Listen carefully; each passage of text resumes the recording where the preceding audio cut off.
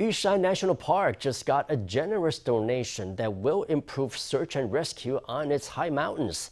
Altitude sickness can be a life-threatening condition that afflicts hikers.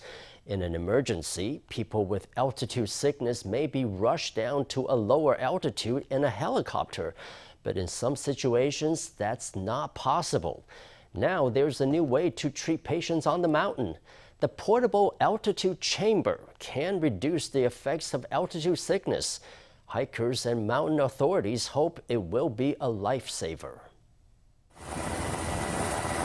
A search and rescue officer descends from a helicopter to rescue a mountain hiker who has developed altitude sickness and rush them to hospital. But when climate conditions are unfavorable or it's impossible to get someone off the mountain, rescues like this get much more difficult. This portable altitude chamber looks like a big red pill. It's a new tool to reduce altitude sickness for hikers.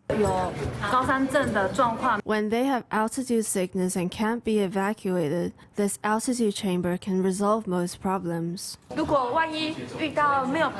If someone can't be evacuated in an emergency, it's very useful. The patient gets inside the chamber and an operator pumps it up with a foot pump, increasing pressure inside the chamber. It can successfully alleviate acute pulmonary and cerebral edemas caused by altitude sickness. Altitude sickness is common while climbing mountains. This chamber can alleviate it in an emergency and prevent deaths and injuries from altitude sickness.